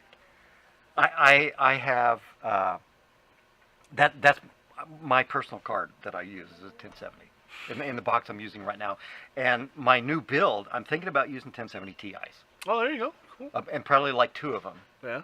I'm still debating that versus like a 1080 Ti because man, that card is phenomenal. But yeah, 1070. 1070 is my recommended card. If you're gonna do GPU compute, you're gonna do machine learning. you know, you're going to set up CUDA and you're going to play around with that stuff. 1070 is fantastic. They're really super reliable. It's a great card. Performance is about, but just on like the CUDA end body calculation. Mm-hmm. 1070 is usually pulls around 4 teraflops or more. Yeah, it's amazing. and now a 1080 Ti will essentially double that. Okay. You know, or a Titan XP will basically double that at double the cost. Right. Yeah. But well, so what? that 1070 is. That's that sweet spot.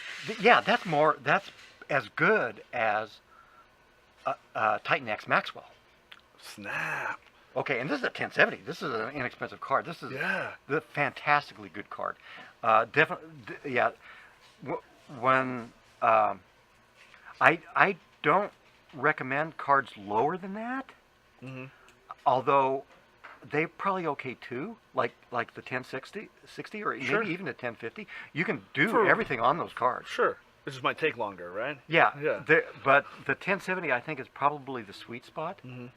And the 1070 is the point where you've got some serious hardware capability right there, and you can do big jobs. You can fire up NVIDIA digits and run big image classification stuff on a GPU on a 1070, and it will finish in a reasonable amount of time. It's a great card. Very cool. Yeah, fantastic card. Let's see. Where would they go to get started? Like, is there man. Is there like a how-to, like a? There is lots and lots of information, but it's okay. GPU compute in general, as far as I'm concerned, that means CUDA. That's right. NVIDIA CUDA. Okay. So that's C, C++. So that's basic hardcore coding. There's libraries. Oh, I don't even know what to recommend. Well, I posted the CUDA download, toolkit download at least. There you go. That's a good place to start. Yeah, that's absolutely. And then there's YouTube links below there that says installing, introduction, getting started with. There's lots of information. This is another thing. Okay.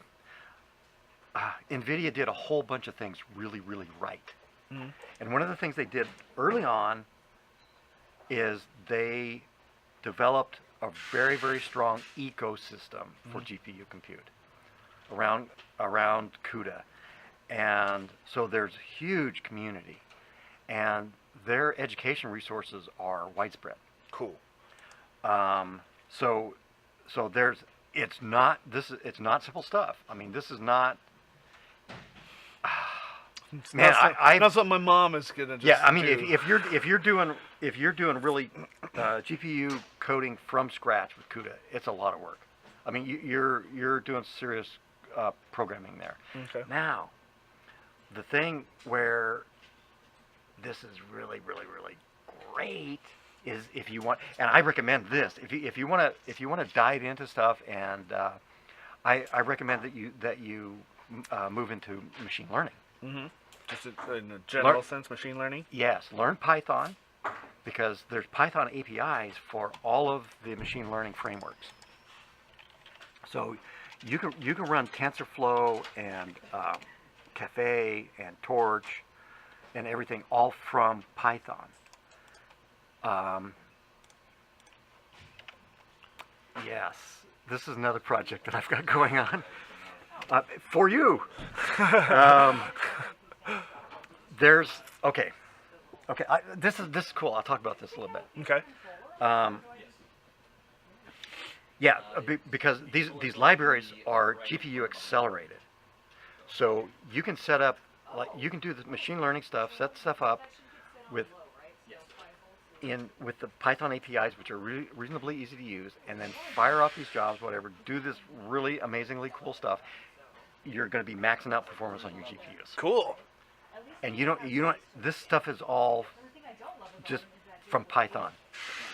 It's using the frameworks in the back end, and that's really the best way to utilize a GPU for compute. You use libraries, you use frameworks, you use stuff where all of the really, really, really hard work has been done. Cool. And there's lots of stuff out there. But this is one of the things. I think I even have it. Yeah, I brought miscellaneous. I grabbed a couple of yellow pads and came down. And was like, oh, there's got to be something out here. Right here. Okay. A blog post I put up recently. It was called something like "Be a Beginner" with programming, something like that. Let's see. Oh, hey, I like that guy too. Oh, you know that guy? Yeah. Python? Was it Python related? Yeah. If you this is very recent. So, if you just It's old. How to install Anaconda Python in your first steps for Linux. No, that's old. Should you learn to program with Python? Those are old ones, and those are definitely what you want to read. But Machine Learning and Data Science Introduction. No. Where is it? Oh, maybe it's not tagged right. Just go to the main Beginning with site. Machine Learning and AI. There we go. Yes, there it is. Be a beginner. Okay. This post is very easy read. And the intention here, and part of the motivation for this, and what this is, man, I got to get this stuff done. The idea, I was thinking about this, and I've had discussions like this before, and it's been discussed. It's like, well, okay, you've got like just this, you've got Python, which is a great programming language. It's one of the easiest programming languages to learn, and even just pure Python, you can learn the fundamentals of programming fairly quickly, fairly painless. And there's just tons of guides, tons of resources, great information. Python is killer. And in this post, I've got links to my old posts on arguing like why you might want to learn Python and all that. But the motivation for this one, you see the title here, Beginning with Machine Learning and AI. This is kind of an internal thing going on here, but I'll expose it publicly. There's a bunch of people here in the company that want to, get some of their computer nerd superpowers going. Yeah. So they want to learn how to program. It's like, okay, let's do this. And this is kind of the what I was thinking when I wrote this. This is the stuff going on here. It's like, okay, yeah, you just be a beginner. Start. You can learn the basics of Python fairly easily. I'm within a couple of months. If you have any kind of experience with any kind of programming, it's a weekend. Oh, cool. Okay. Python is really pretty good. It's got some quirks. Some people complain about stuff. It's like, you get that with any language. But and it's very good. There's links in this one to other stuff I've written before. There's a follow-up to this one that I want to put. I want it. This is where I'm probably gonna need your help. Sure. I keep messing up screencasts because it's something like I think this is probably the title of it. How to install Python on Windows 10. Okay, basically how to get started programming. Sure. And I'm going to do this with Windows. And in the machine learning world and all this stuff, it's all Linux. And you wind up on Linux at some point anyway. But Windows has gotten Windows loves Linux now, and they really do. But I will give you some hints. I will give you some guidance here, especially if you're a novice, especially if you're a beginner, because like I said, we've got a bunch of people here, and they want to learn to program. They want to get some of their superpowers going. Right. And we get to listen to little punches. Hey, going on man, that's okay. This is a live production environment. But some of these people have some experience, and they've been doing some things, whatever. but several of them, pure beginners. Yeah, yeah. It's like, okay, we're going to go from setting up, setting up a Python environment and starting in, be looking at resources, edX, MIT, Introduction to Computer Science with Python. Great. The first 3 weeks of that course are fantastic for programming, general foundation. Okay. And it uses Python. But we're going to do the essentials of Python and getting an understanding. Now, the thing with Python, you have to understand, the Python core language is great, but the power of Python is there's a Python API for everything. Cool. All right. And so there's core Python, and then there's the Python standard library, which gives you a whole slew of functionality. And this is all part of the standard, just default Python. That's the batteries included part of Python. Okay. But then you have things like NumPy and SciPy and scikit-learn, and these things give you functionality for doing amazing work. Cool. And this includes APIs for things like TensorFlow and all the machine learning work. Neat. And you can do this stuff in a Python environment, and just is really amazing. Right on. So the idea is to take this group of people here from basically complete novice programmers, and then our goal is to actually have a team competing on Kaggle. Hey, that'd be cool. Hey, that'd be neat. We'll go through getting Python, and we'll learn how to set things up, and we'll use probably the one of the easiest machine learning meta frameworks, Keras, and can use MXNet or TensorFlow as a backend for that, which are highly GPU accelerated. Right. Okay. Of course. And we'll set up jobs, and we're gonna do stuff. We have internal projects here for the company that are machine learning, image classification kind of problems, and some practical stuff for internal that we're gonna do. Oh, neat. And so the idea is to take some people that are basic novices and bring them all the way up to where they can actually set up a machine learning job that's useful. You know, something real. Fire the thing up and run the jobs. Do it. That'll be cool. Now, I look at this and I'm going, you know what? Yes, this can be done. Now, the nitty gritty of these machine learning algorithms and all like that, it's math. Yeah. And it's a lot of it. It's not like super hard. It's not like quantum mechanics, okay? Thank goodness. Yeah. It's mostly numerical linear algebra. Oh, okay. It's stuff that's not that bad. But now this is where the debate is. It's like, okay, now to really understand what's going on here, it's like, yeah, you kind of need to do the math. I did a series, and I've kind of set it aside for a while. I was doing the machine learning stuff. There's a big series blog posts, and I go through in a lot of detail about linear regression and just some fundamental machine learning stuff. And I go through the mathematics. I don't pull any punches in there, really. I show how to drive things and what's going on. I've got, there's math in there. It scares a lot of people away. But it's like, you know what? So what? Yeah. Because...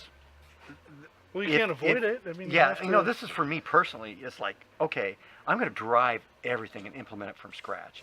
Because I want to know exactly how convolution neural networks work. And I mean exactly how they work. Every single little gory detail. Right? So that's, but to use this stuff, you don't have to know it at that level. And that's the thing that's so interesting here. And I believe that this is okay. Yeah. I think you can learn because the concepts are not bad.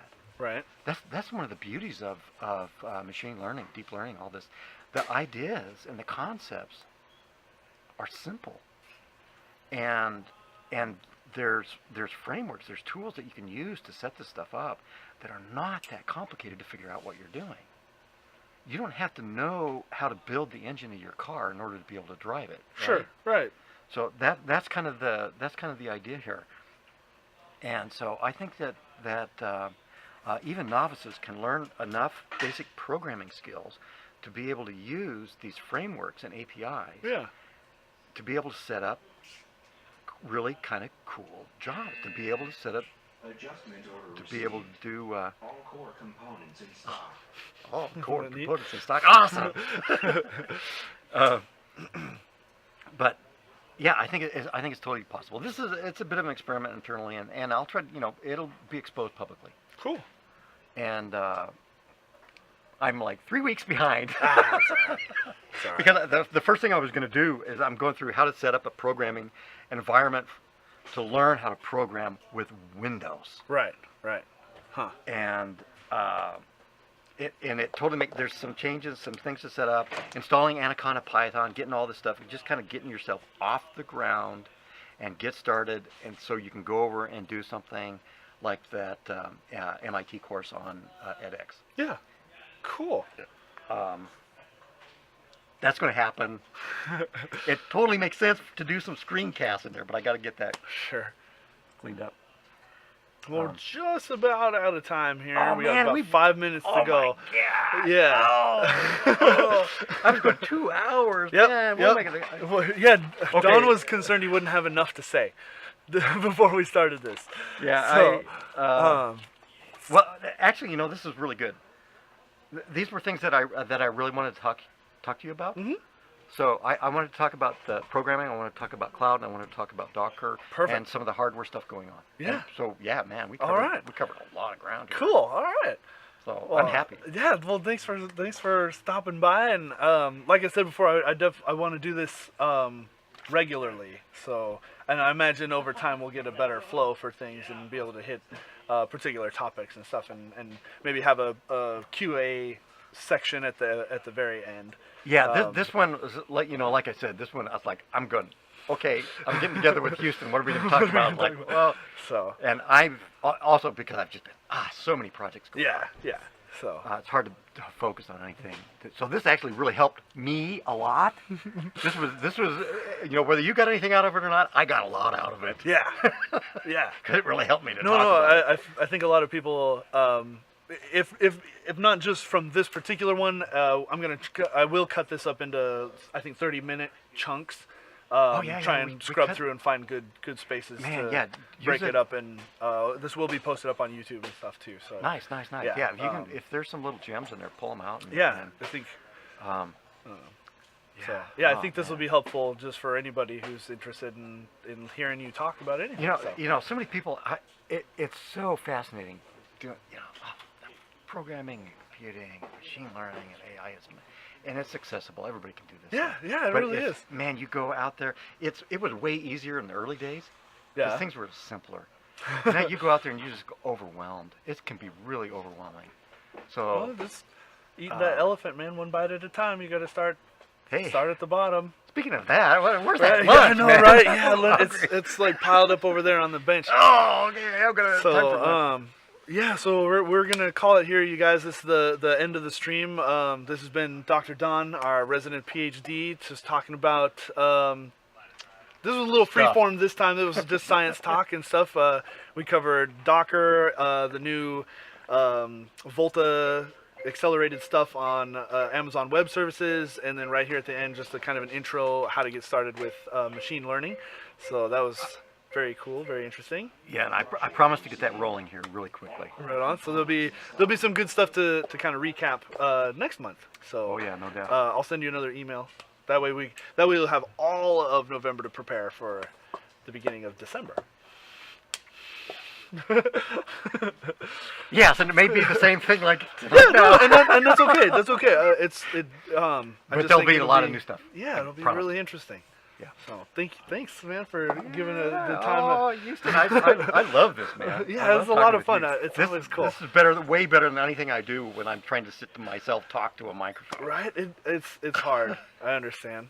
So I'll do my normal outro. Thanks everybody for hanging out. Everybody who subbed and cheered bits today, thank you very much. Didn't have to ban anybody. That's always a good thing. Here we go. I forgot the end, I think. Yep. Thanks. Follow the channel. Follow the social media stuff. Don, do you have a Twitter or anything? You know, I try to avoid a lot Okay. of that. I got enough So just distractions. stay plugged into the normal social media bit. We will be doing just a build stream again on next Wednesday at 12 o'clock, of course. So yeah, that's it and that's all. Thanks, you guys. And as always, take care of yourselves and each other.